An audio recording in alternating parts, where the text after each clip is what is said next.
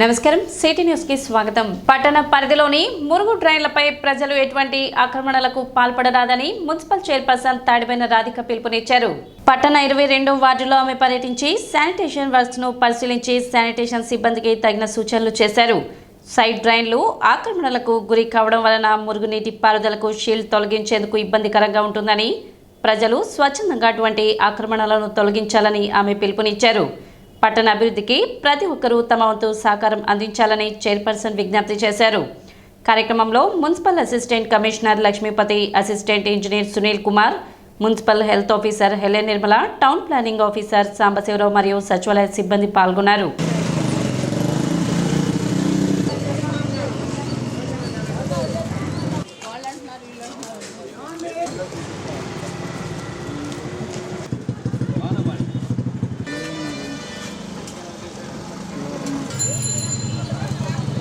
అందుకే 22వ వార్డుకి రావటం జరిగింది. అందులో భాగంగా శానిటేషన్ అనేది మీ అందరు తెలిసిందే. ఈ ఇంటి ముందల ఎవరికి వాళ్ళు బండలు వేసుకుంటానా ఆ సిల్ట్ అనేది అక్కడ ఆగిపోతుంది. దానికి తోడుగా ఈ కాలువ మీదే ఈ షాపులు కానివ్వండి, ఇలా బాత్రూమ్స్ ఇలాంటివన్నీ ఏర్పాటు చేయడం జరిగింది, వాళ్ళు చేసుకుంటూ జరిగింది. అందువల్ల ఆ సిల్ట్ అనేది అక్కడ ఎటు పోకుండా ఆ మురుగంతా అక్కడ ఆగిపోయి విపరీతంగా దోమలు పెరిగిపోయినాయి. దానివల్ల మీ అందరికీ తెలిసింది దోమల వల్ల ఎంత అనారోగ్యం పాలవుతున్నామో మనందరికీ తెలిసిందే. దయచేసి ప్రజల్లో మార్పు రావాలి. ప్రజల్లో మార్పు వస్తేనే మన శానిటేషన్ అనేది కూడా మెరుగుపడిద్ది. కాబట్టి ప్రజలందరికీ చెప్పేదంటే ఏదైనా వేస్ట్ వ్యర్థాలు కానివ్వండి అవి తప్పకుండా డస్ట్బిన్ రూపంలో అందించాలని కోరుకుంటున్నాను. అలానే ఈ కాలువ మీద బండలు పరిచేటప్పుడు మాకు తీసే విధంగా ఉంచాలని కోరుతున్నాను. ప్రభుత్వ ఆదేశాల మేరకు జిల్లాలో 156 రైతు సేవా కేంద్రాల ద్వారా రైతుల నుండి ధాన్యం కొనుగోలు చేసేందుకు చర్యలు చేపట్టడం జరిగిందని జిల్లా జాయింట్ కలెక్టర్ భార్గవ్ తేజ తెలిపారు. బుధవారం స్థానిక చెంచుపేటలోని వ్యవసాయ మార్కెట్ యార్డ్ ఆవరణలో సిఎంఆర్ ప్రొక్యూర్మెంట్ కార్యక్రమంలో ఆయన పాల్గొని ప్రారంభించారు. ఈ సందర్భంగా జాయింట్ కలెక్టర్ భార్గవ్ తేజ మాట్లాడుతూ వాతావరణ పరిస్థితుల దృష్ట్యా పంట కోత చేసిన రైతు సోదరులు ప్రభుత్వం ప్రకటించిన 1740 రూపాయల మద్దతు ధరకు ధాన్యాన్ని విక్రయించుకోవాలని సూచించారు. ఇప్పటి వరకు జిల్లాలో 3500 టన్నుల ధాన్యంను కొనుగోలు చేయడం జరిగిందని పేర్కొన్నారు. రానున్న రోజుల్లో మరింత ధాన్యాన్ని కొనుగోలు చేసేందుకు చర్యలు తీసుకోవడం జరిగిందని తెలిపారు. రైతు సోదరులు ఎటువంటి ఆందోళన చెందకుండా దళారులను ఆశ్రయించకుండా పండించిన పంటకు లబ్ధి పొందాలని సూచించారు. కార్యక్రమంలో Tenali sub collector Sanjana Simha, DSOP Komari Padma, tahsildar KV Gopalakrishna, DM civil suppliers G Lakshmi, rice millers association జిల్లా president D Venkaiah Chowdary, secretary P Rambabu, vice president Chekuru Sambasivarao, Chekuru Vedamurthy, పలువురు అధికారులు, రైతులు, మిల్లర్లు పాల్గొన్నారు.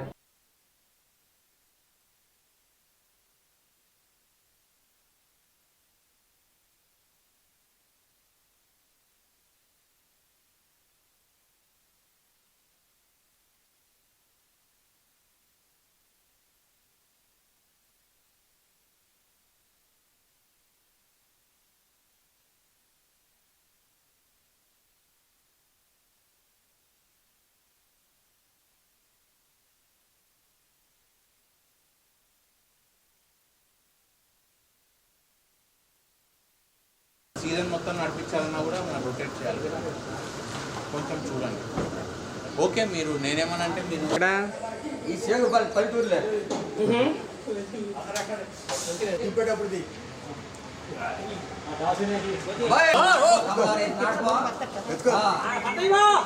రావటమో వండుకోవడం నడుమ చేయబెట్టుకుని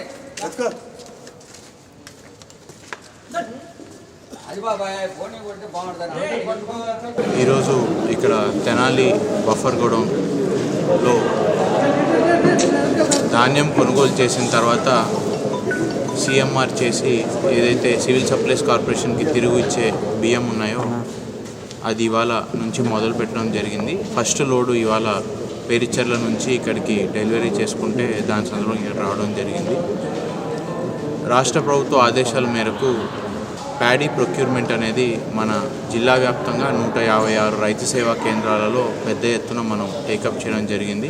స్టాఫ్ అందరినీ కూడా మొబిలైజ్ చేస్తూ రైతులు ఎవరూ కూడా ప్రస్తుతం ఉన్న వాతావరణ పరిస్థితులను బట్టి ప్రత్యేకంగా ఇబ్బంది పడకూడదనే ఉద్దేశంతో ఎక్కడెక్కడైతే వారు ఇబ్బంది పడుతున్నారు, లేకపోతే వారికి తక్కువ రేట్ వస్తుంది అనే వారికి భయం ఉందో అక్కడంతా కూడా ప్రభుత్వం తరపున రెవెన్యూ సిబ్బంది కానీ, సివిల్ సప్లైస్ సిబ్బంది కానీ, మిగతా సిబ్బంది అందరూ కూడా ఫీల్డ్ విజిట్ చేస్తూ అగ్రికల్చర్ డిపార్ట్మెంట్ వారితో సహా ఎక్కడెక్కడైతే రైతులు కోతలు చేశారో అక్కడ వారి నుంచి ఈ ధాన్యం కొనుగోలు చేసి డైరెక్ట్గా మన మిల్లులకి తరలించడం జరుగుతుంది. మిల్లు వారు అక్కడ మనం ఇచ్చిన స్పెసిఫికేషన్స్ ప్రకారం ఫోర్టిఫైడ్ రైస్ అలాగే మిల్లింగ్ చేసి మనకి తిరిగి ఇక్కడికి పంపించడం జరుగుతుంది. అయితే పోయిన సంవత్సరం చాలా తక్కువ ప్రొక్యూర్మెంట్ ఉన్నాయి. అంటే సీజన్ మొత్తంగా చూసుకుంటే కూడా దాదాపుగా 5,000 టన్నులు మాత్రమే ప్రొక్యూర్మెంట్ చేపట్టడం జరిగింది. ఈ సంవత్సరం ప్రభుత్వం ఇచ్చిన మార్గదర్శకాలు అలాగే ప్రకృతి పరిస్థితులు వీటన్నిటిని బట్టి ఇప్పటికే దాదాపుగా 3,500 టన్నులు మనం ధాన్యాన్ని కొనుగోలు చేయడం జరిగింది. ఇంకా డిసెంబరు, జనవరి నెలల్లో కూడా ఇంకా ఎక్కువగా రైతులు కోతలు కోసి పంట చేతికి వస్తుంది కాబట్టి ఇంకా ఎక్కువ ధాన్యం కొనుగోలు ఇక్కడ చేపట్టవలసిన అవసరం మన జిల్లాలో ఈ సంవత్సరం రావచ్చని భావించడం జరుగుతుంది. వారు కూడా ఇప్పటికే చాలాసార్లు 3-4 సార్లు మా అందరికీ ఇన్స్ట్రక్షన్స్ ఇవ్వడమే కాకుండా స్వయంగా వారు కూడా రైతు సేవా కేంద్రాలన్నీ తిరిగి రైతుల్ని కూడా వారి నుంచి ఫీడ్బ్యాక్ తీసుకుంటూ వారిని మోటివేట్ చేస్తూ ప్రభుత్వానికే అమ్మాలి, మీకు వచ్చే 1,740 రూపాయలే మీరు తీసుకోండి, అంతకంటే తక్కువకు అమ్మద్దు అని వారు కూడా రైతుల్ని ప్రోత్సహించడం జరుగుతుంది. జిల్లా యంత్రాంగం అంతా కూడా సమాయుత్తమై ఉంది. రైతులందరికీ కూడా ఈ సందర్భంగా మా రిక్వెస్ట్ ఒకటే ఏమిటంటే మీ దగ్గరకు వచ్చే దళారు వద్దనో ఇంకొకరి వద్దనో అమ్మేసుకోవడానికి ప్రయత్నించకుండా దయచేసి మీ రైతు సేవా కేంద్రాన్ని మీరు సంప్రదిస్తే ఖచ్చితంగా మీరు అమ్మే ధాన్యాన్ని కొనుగోలు చేయడానికి ప్రభుత్వం సిద్ధంగా ఉంది. ఎంత ధాన్యం వచ్చినా ఎప్పుడు వచ్చినా కూడా కొనుగోలు చేయడానికి ప్రభుత్వం సిద్ధంగా ఉంది. బంగ్లాదేశ్లో హిందువులపై జరుగుతున్న దాడులను నిరసిస్తూ హిందూ ఐక్యవేదిక ఆధ్వర్యంలో సబ్ కలెక్టర్ కార్యాలయంలో వినతి పత్రం అందజేశారు.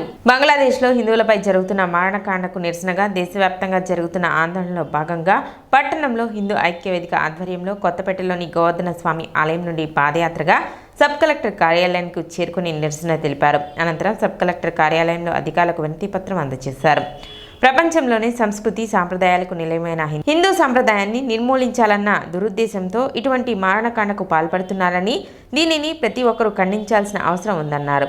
ఈ కార్యక్రమంలో పలు హిందూ సంఘాల నాయకులు పాల్గొన్నారు.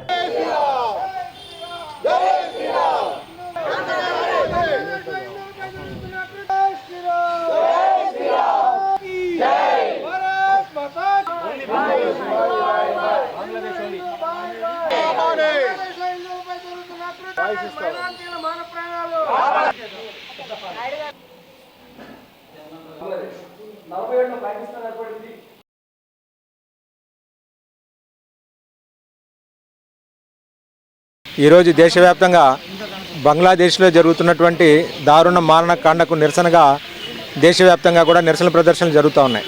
మరీ ముఖ్యంగా బంగ్లాదేశ్లో ఉన్నటువంటి హిందూ మహిళలు, చిన్నారులు అందరూ కూడా ఒక అభద్రతా భావంతో జీవిస్తూ ఉన్నారు. సరిగ్గా 4 నెలల క్రితం మొదలైనటువంటి మారణకాండ ఈరోజు పతాక స్థాయికి చేరింది. సాక్షాత్తు వాళ్ళ దేశ ప్రధాని మీదే దాడులకు తెగబడినటువంటి మూర్ఖత్వంలో ఉన్నారు వాళ్ళు. సో దేశంలో ఉన్నటువంటి ఈ ఎవరైతే సెక్యులరిస్టులు అయితే ఉన్నారో వాళ్ళంతా కూడా ఆలోచనలో పడాలి, ఆలోచన చేయాలి. ఎందుకంటే ఈ దేశం ఏ ఒక్కరిది కాదు, ఈ దేశమే కాదు, ఈ నేల ఏ ఒక్కరిది కాదు. ఎవరైతే సమరసత వీటిలో అయితే ఉంటారో వాళ్ళ ఆధ్వర్యంలోనే ప్రపంచ శాంతి కానీ దేశ శాంతి కానీ ముడిపడి ఉంటుంది. దానికి వెన్నుదన్నుగా నిలబడేది హిందువులు. ప్రపంచం మొత్తం కూడా ఈరోజు డిసెంబర్ 4న హిందువులందరికీ, బంగ్లాదేశ్లో ఉన్నటువంటి హిందువులందరికీ కూడా సంఘీభావం ప్రకటిస్తూ ఆయా గవర్నమెంట్ కార్యాలయాల ద్వారా భారత రాష్ట్రపతి గారికి మెమోరాండం సమర్పిస్తూ ఉన్నాం. ఈరోజు బంగ్లాదేశ్ వాళ్ళు మన భారతీయులని, హిందువుల్ని టార్గెట్గా చేసి మన అక్కడ ఉద్యోగస్తుల్ని, ప్రధానంగా మహిళల్ని అత్యాచారం చేసి అందరినీ చంపేస్తున్నారు. ఈ బంగ్లాదేశీయులు చేసే అత్యాచారాలను మనం అందరం ఖండించాలి. ప్రపంచంలోనే అన్ని దేశాల్లో కూడా మన మైనార్టీలకి ప్రభుత్వం రక్షణ కల్పిస్తుంది. మన దేశంలో కూడా ఉద్యోగస్తులకి, వ్యాపారస్తులకి, చదువుకునే విద్యార్థులకి కూడా ప్రభుత్వం రక్షణ కల్పిస్తుంది. మరి మనం అట్లా స్వేచ్ఛగా బ్రతకట్లేదు. మనందరికీ ముస్లిం దేశాల్లో కూడా ప్రతి హిందువు కూడా, మహిళలు కానీ అందరూ కూడా చక్కగా స్వేచ్ఛగా ఉండి మనకి మంచి రక్షణ కల్పించాలని కోరుకుంటున్నాను. బంగ్లాదేశ్లో మారణకాండ జరగడం చాలా దురదృష్టకరం. గత సుమారుగా 6 నెలల నుంచి పెద్దవాళ్ళు అట్లాగే మహిళలు చిన్నపిల్లలు అనేది కూడా లేకుండా వాళ్ళ ఇష్టారాజ్యంగా మత ప్రాతిపదికన హిందువులందరినీ కూడా దౌర్జన్యంగా నరకడం చంపడం చాలా బాధాకరం. ప్రపంచంలోనే సంస్కృతి సాంప్రదాయాలకి నిలయమైనటువంటి హిందూ జాతిని సమూలంగా కూకటి వేళ్లతో పెకిలించాలని ఏదైతే వాళ్ళ దురుద్దేశం ఉందో దాన్ని అందరం కూడా కలిసికట్టుగా మనం ముందుండి హిందువులని రక్షించుకోవాల్సినటువంటి బాధ్యత మన భారతీయుల మీద ఉందని తెలియజేసుకుంటున్నాను. ఈ నెల 6వ తేదీ తెనాలి చిన్నరావురు తోట మదర్ తెరీసా నగర్లో భారతరత్న డాక్టర్ బిఆర్ అంబేద్కర్ కాంస్య విగ్రహావిష్కరణ జరగనుంది. మంగళవారం జరిగిన విలేకరుల సమావేశంలో కార్యక్రమానికి సంబంధించిన కరపత్రాన్ని నిర్వాహకులు ఆవిష్కరించారు. తెనాలి నియోజకవర్గంలో మొదటిసారిగా 9 అడుగుల భారీ కాంస్య విగ్రహాన్ని ఏర్పాటు చేయడం జరిగిందని 6వ తేదీ శుక్రవారం సాయంత్రం 4 గంటలకు దళిత ఉద్యమ నిర్మాత మహాకవి డాక్టర్ కత్తి పద్మారావుచే విగ్రహ ఆవిష్కరణ జరుగుతుందని ప్రతి ఒక్కరూ ఈ కార్యక్రమంలో పాల్గొని విజయవంతం చేయాలని నిర్వాహకులు కోరారు. ఈరోజు మన తెనాలి చంద్రావూరు తోట మదర్ తెరీసా నగర్లో అంబేద్కర్ విగ్రహాన్ని 9 అడుగుల కాంస్య విగ్రహం వేయటం జరుగుతున్నది. ఈ విగ్రహం వాల్యుయేషను దాదాపు 20 లక్షలతో మా మదర్ తెరీసా నగర్లో మన సంఘ పెద్దలు కుర్రవాళ్ళు నాయకులు అందరూ కలిసి ఈ విగ్రహాన్ని వేయటానికి విగ్రహం వేయటం జరుగుతున్నది. ఈ కార్యక్రమంకి విచ్చేస్తున్న మన గౌరవనీయులైన కత్తి పద్మారావు గారి చేత ఆవిష్కరణ జరుగుతున్నది. సమావేశంలో councillor Dasari వీరవసంతరావు, Mannava Prabhakar, Borugadda Suresh Babu, K Rajaratnam, పెనుమూక Rammohan Rao, Jaladi Dayaratnam, Thomas Johnson తదితరులు పాల్గొన్నారు. డాక్టర్ బిఆర్ అంబేద్కర్ 9 అడుగుల కాంస్య విగ్రహాన్ని ప్రతిష్ఠించుకుంటకు చిన్నరావురు తోట ఈ అంబేద్కర్ కమిటీ వాళ్ళు నిర్ణయం తీసుకున్నారు. ఈ కార్యక్రమానికి విగ్రహ ప్రతిష్టకు డాక్టర్ కత్తి పద్మారావు గారి చేత ప్రారంభించడం జరుగుతుంది. ముఖ్య అతిథులుగా ఈ కార్యక్రమానికి కేంద్ర మంత్రివర్యులు పెంపసాని చంద్రశేఖర్ గారు, రాష్ట్ర మంత్రివర్యులు నాదెండ్ల మనోహర్ గారు, మాజీ మంత్రివర్యులు ఆలపాటి రాజేంద్ర ప్రసాద్ గారు, మాజీ శాసనసభ్యులు అన్నాబత్తిన శివకుమార్ గారు, లోకల్గా మా నాయకుడు గడ్డేటి సురేంద్ర గారు, ప్రణత్ గారు, లోకల్ ఉన్న కౌన్సిలర్ గారు వీరవసంతరావు గారు కూడా ఈ కార్యక్రమంలో ప్రధాన కర్తలుగా పాల్గొంటారు. 6వ తారీఖున డాక్టర్ బిఆర్ అంబేద్కర్ యొక్క కాంస్య విగ్రహాన్ని ప్రారంభోత్సవం చేయడానికి అందరం కూడా పాల్గొన్నాము. ప్రతి ఒక్కరూ ఈ విషయంలో కష్టపడి తిరుగుతున్న యూత్ వాళ్ళు కానీ, ఆ సంఘ పెద్దలు కానీ, కమిటీ వారు కానీ, మరి ముఖ్యంగా మా ఊరి యొక్క ప్రజలు కూడా అందరూ కూడా సహకరించారండి. ఇందులో మాకు ముఖ్య అతిథులుగా పెంపసాని చంద్రశేఖర్ గారు ఎంపీ గారు, నాదెండ్ల మనోహర్ గారు మంత్రివర్యులు, మరి ఆలపాటి రాజేంద్ర ప్రసాద్ గారు మాజీ మంత్రివర్యులు, అన్నాపత్ని శివకుమార్ గారు మాజీ ఎమ్మెల్యే గారు, వీళ్ళందరూ కూడా మేము ఆహ్వానించాము. వీరితో పాటు మరి ముఖ్య కర్త డాక్టర్ కత్తి పద్మారావు గారిని మా యొక్క విగ్రహాన్ని ఆవిష్కర్తగా మేము నిర్ణయించుకున్నాము. గతంలో ఎన్నడూ లేని విధంగా పుష్ప 2 సినిమాకి టికెట్ ధరలు పెంచుకోమని రాష్ట్ర ప్రభుత్వం అనుమతులు ఇవ్వడం పట్ల ది తెనాలి పట్టణ మరియు పరిసర ప్రాంత అభివృద్ధి సంఘం అభ్యంతరం వ్యక్తం చేసింది. ఈ విషయంపై బుధవారం సంఘ కార్యాలయంలో జరిగిన విలేకరుల సమావేశంలో సంఘ సభ్యులు మాట్లాడారు. ప్రత్యేక షోకి 950 రూపాయలు మరియు 6వ తేదీ నుండి 17వ తేదీ వరకు సింగిల్ స్క్రీన్ 350 రూపాయలు, మల్టీప్లెక్స్ 450 రూపాయల వరకు 12 రోజుల పాటు టికెట్ ధరలు పెంచుకునే విధంగా అనుమతులు ఇచ్చారని, గతంలో 3 రోజుల పాటు మాత్రమే అనుమతులు ఇచ్చేవారని, కానీ ఇప్పుడు 12 రోజుల పాటు అధిక ధరలకు టికెట్లు విక్రయించడం సామాన్యులకు వినోదాన్ని దూరం చేయడమేనని తెలిపారు. ఒకే కుటుంబం సినిమాకి వెళ్లాలంటే 3000 ఖర్చు అవుతుందని, ఇది ప్రజల సొమ్ము బలవంతంగా లాక్కోవడమేనని తెలిపారు. ఇప్పటికైనా ప్రభుత్వం పునరాలోచన చేసి గతంలో మాదిరి మొదటి 3 రోజులు మాత్రమే అధిక ధరలకు టికెట్లు అమ్ముకునే విధంగా చూడాలని సంఘ సభ్యులు కోరారు. ఆంధ్రప్రదేశ్ గవర్నమెంట్ వారు ఈ పుష్ప 2 సినిమా కోసం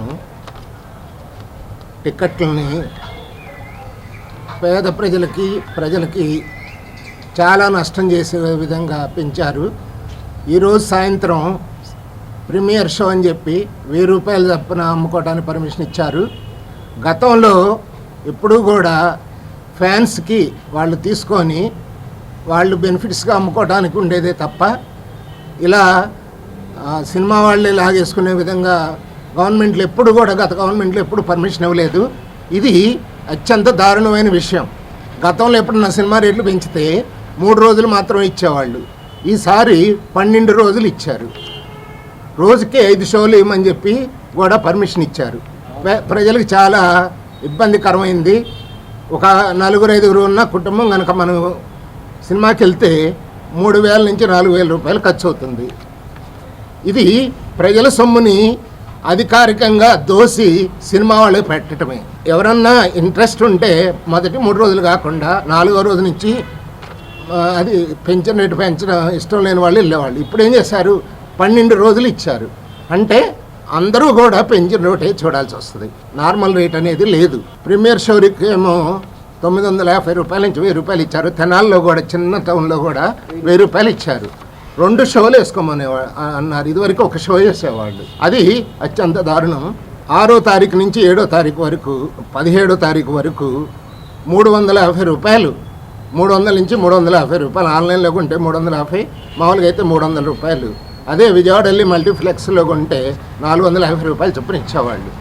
150 రూపాయల టికెట్ని 350 రూపాయలు 12 రోజుల పాటు ఇవ్వటం అంటే పేద ప్రజలకి, మధ్యతరగతి వాళ్ళకి వినోదాన్ని దూరం చేయటమే. సమావేశంలో సంఘ అధ్యక్షులు దర్శి శివ కోటేశ్వరరావు, సభ్యులు నారాయణం కమల్ కుమార్, రావూరి శంకర్రావు, సోమయ్య శాస్త్రి, అబ్దుల్ ఆరిఫ్, లక్కరాజు, చిరంజీవి తదితరులు పాల్గొన్నారు.